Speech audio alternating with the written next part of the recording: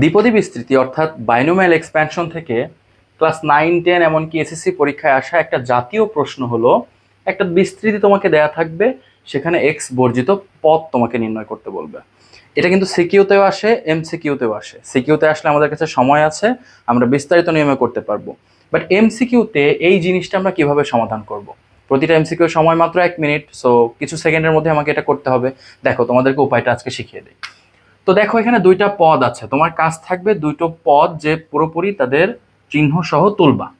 So প্রথমত 2x² তুললাম, bracket দিলাম, এটাও তুলবো, -1/x³ তুললাম। এবার দেখো এক্স বর্জিত মানে কি? এক্স বর্জিত মানে আলটিমেটলি কোনো না কোনো অবস্থানে গিয়ে এরকম ভাবে জিনিসটা আসলে কেটে যাবে, এরকম ভাবে কেটে যাবে, রাইট? তার মানে এক্স এর পাওয়ার আলটিমেটলি 0 হবে।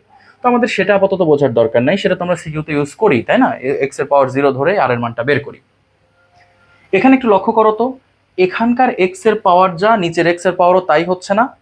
তার মানে এখন আমাকে যেটা চেষ্টা করতে হবে সেটা হলো এমন দুটি সংখ্যা এখানে পাওয়ার হিসেবে ইউজ করতে হবে যেন তাদের আউটকামটা এক্স এর পাওয়ার সেম নিয়ে আসে, এবং যে পাওয়ার দুইটা ইউজ করব তার যোগফল কিন্তু 10 এর সমান হইতে পারে। যেমন আমি একটা এক্সাম্পল দিয়ে দেখাই।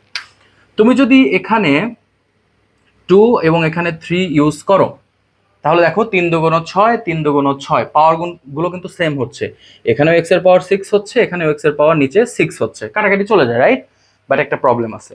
প্রবলেমটা হলো 3 আর 2 এর যোগফল কিন্তু 10 হয় না, 3 আর 2 5 হয়। তো আমাকে এমন সংখ্যা বাছতে হবে যাদের যোগফলটা হবে মূল বিস্তৃতির পাওয়ারের সমান। তাহলে একটু লক্ষ্য করো, এখানে 3 এর বদলে যদি আমি 6 দেই, এবং এখানে 2 এর বদলে যদি আমি আসলে 4 দেই, 6 আর 4 10 হয়, তাহলে প্রথম শর্ত কিন্তু পালন করলো। দ্বিতীয় শর্ত, পাওয়ার সেম হয় কিনা দেখো।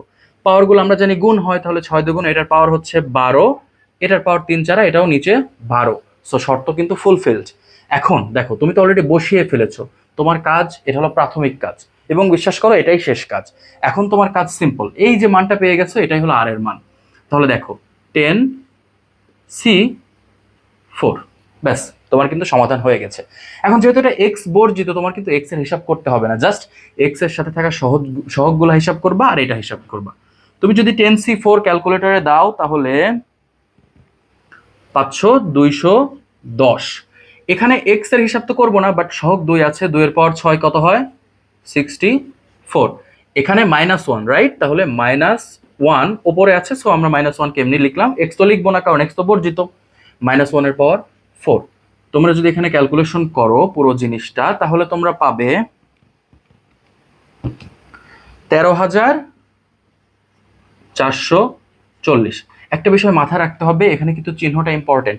এখানে দেখো মাইনাস আছে, পাওয়ার জোর আছে, সো এটা কিন্তু প্লাস হয়ে যাবে, তাই আমি চিহ্নটা প্লাস রেখেছি।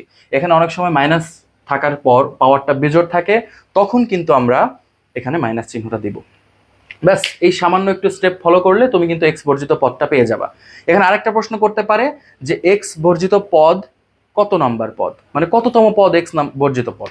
দেখো সিম্পলি তুমি এখানে এটা পেয়ে গেছো না, আর এর মান 4, তাহলে আমরা জানি আর এর মান যা হয় পদ সংখ্যা হয় তার চেয়ে 1 বেশি, তার মানে পঞ্চম পদ, আসলে পঞ্চম পদটা এক্স বর্জিত পদ।